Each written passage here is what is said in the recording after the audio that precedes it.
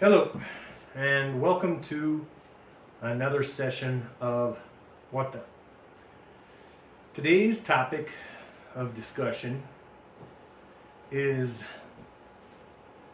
merit versus credit. Oftentimes, I have realized that it is not the merit of the opportunity, it is more or less the credit that the opportunity has. So, merit and credit, two totally different circumstances. Merit is basically built on the good or the great that can happen, and credit is a historical circumstance of what they call fiscal responsibility. So, you got greatness on one hand, and you've got fiscal responsibility on the other. So, how many great ideas have never come to fruition because of the fiscal responsibility? 7. The good thing is that fiscal responsibility from all those mediocre ideas are starting to mount up in regards to feasibility, not realistic, but because of the credit that is owed, they have to maintain those circumstances. Meanwhile, you got merit. You got great ideas. You've got a great sustainability opportunity. The feasibility is off the charts, and that's where we're at today. So you have two competing entities today. And how can I sum up those two competing feasibility components via the credit worthiness or the merit that these have and how their revenue stream is starting to become that much more lucrative? Well, I'm going to utilize an example with what CVS has encountered. The pharmacy is currently being sued by a group that I think they're called the Center for Inquiry, because they are exhibiting basically those circumstances of credit and merit.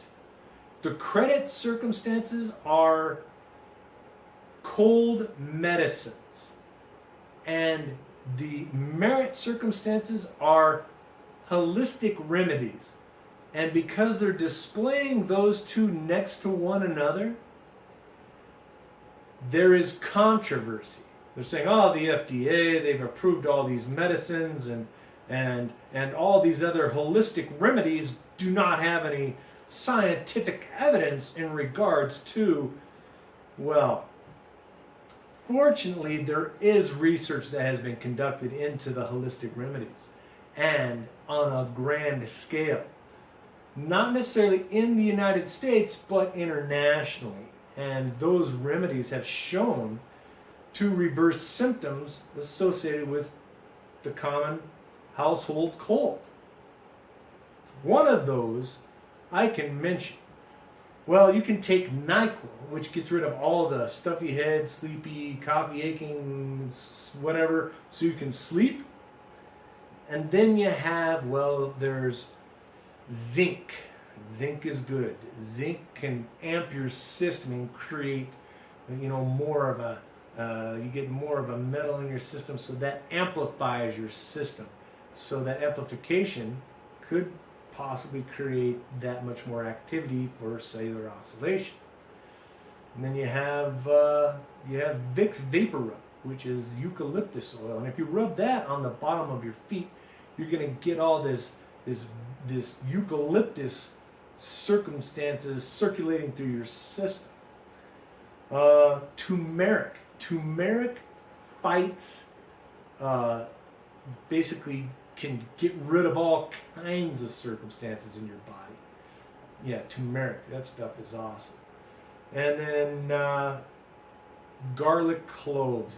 If you eat a couple of garlic cloves, oh, in combination with those 4 remedies, your cold will be gone in 3 days, 2 days, 3 days. It'll get rid of all that stuff. But the other stuff, well, you take it, you go to sleep, but then you get all that mucus build up and you don't battle it right away.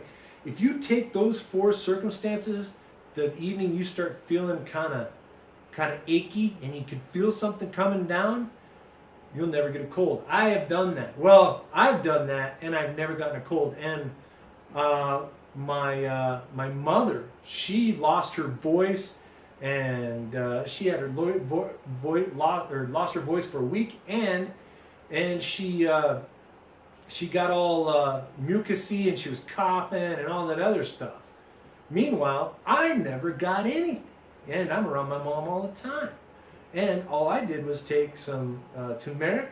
I had water. I think I had zinc. I didn't take the garlic cloves because I didn't really feel that bad, but the turmeric, the water, and the zinc, and I might have rubbed a little bit of Vicks Vapor Rub on the bottom of my feet, but those 3 circumstances, I never got sick. So that's the difference between credit and merit. You can take this stuff that supposedly, that the FDA and all those credit-worthy institutions have substantiated as a cold medicine versus a holistic remedy. And the holistic remedy, I am leaning toward that. So, therefore, kind of goes into the same circumstances of people, where you're going to call a person a doctor or a nutritionist. I don't know. I think I would rather have a nutritionist to help keep me healthy so I don't have to see a doctor per se. So, that's the credit and the merit. Well, this has been another session of What the